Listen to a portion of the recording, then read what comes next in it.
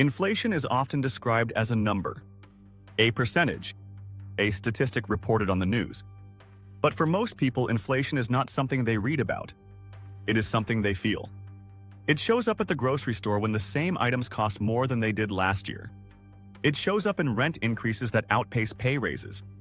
It shows up in the quiet realization that money does not stretch as far as it used to, even when income has stayed the same.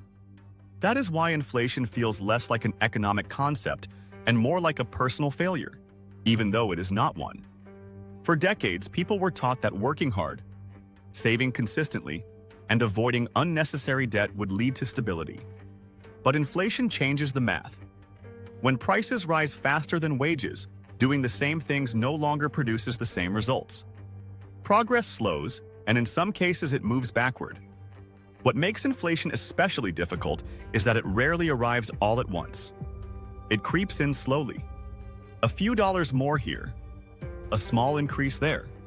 Each change feels manageable on its own. Over time, the cumulative effect becomes impossible to ignore. Mechanics of inflation. Very basically, it happens whenever there is too much demand for too little supply. If people have lots of money to spend, they usually want to buy more stuff. But if there is not enough stuff to go around, then the price of that stuff goes. This is where interest rates enter the picture. When inflation rises, central banks raise interest rates to slow spending. The goal is to cool the economy, reduce demand, and stabilize prices. In theory, higher interest rates make borrowing more expensive, which discourages excess spending and brings inflation under control. In practice, this creates a new set of pressures. Higher interest rates affect mortgages, car loans, credit cards, and lines of credit almost immediately. Monthly payments increase. Borrowing becomes riskier. For people already stretched thin, this compounds existing stress. Inflation makes everyday life more expensive, while higher interest rates make recovery harder. What many people are feeling right now is not just higher prices, but tighter margins. Less room for error, less flexibility. At the same time, there is an important distinction that often gets lost. Interest itself is not inherently bad. It plays two very different roles in the economy, one that creates pressure and one that builds stability. On the debt side, interest works against people. Credit card balances grow faster. Loans become heavier. Small financial mistakes take longer to recover from. This is where inflation and high interest rates feel punishing, especially for those without financial buffers. But on the savings and investment side, interest can work in the opposite direction. When money earns interest, and especially compound interest, time becomes an ally. Savings grow not just from contributions, but from growth on previous growth. This is how long-term wealth is built quietly and steadily, not through dramatic wins, but through consistency and patience. Compound interest rewards stability, not speed. It favors people who can leave money untouched and allow it to grow over time. This is one reason inflation affects people unevenly. Those with assets and savings experience it differently than those relying only on income. This does not mean inflation is fair or inevitable. It means the system amplifies existing differences. Those who already have stability are better positioned to protect themselves. Those who do not feel the pressure more intensely. Another reason inflation feels overwhelming is psychological. Expectations adjust more slowly than prices do. When the cost of living rises, people cut back, delay goals, or work more. But the emotional toll accumulates. There is a constant sense of falling behind, even when effort increases. This is how financial anxiety becomes chronic.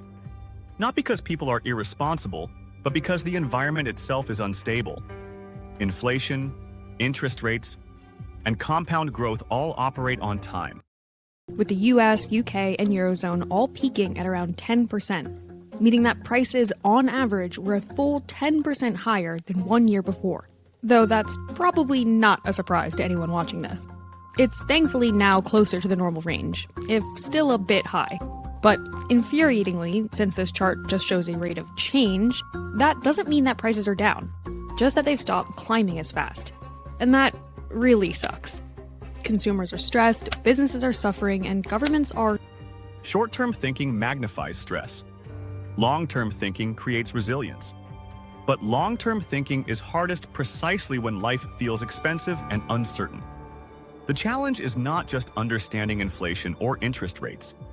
It is living through them while trying to plan a future that feels increasingly difficult to predict. Inflation erodes purchasing power. High interest rates restrict movement.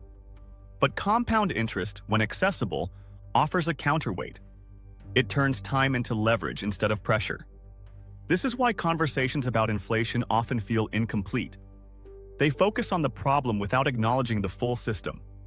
Inflation hurts most when income, savings, and time are all constrained.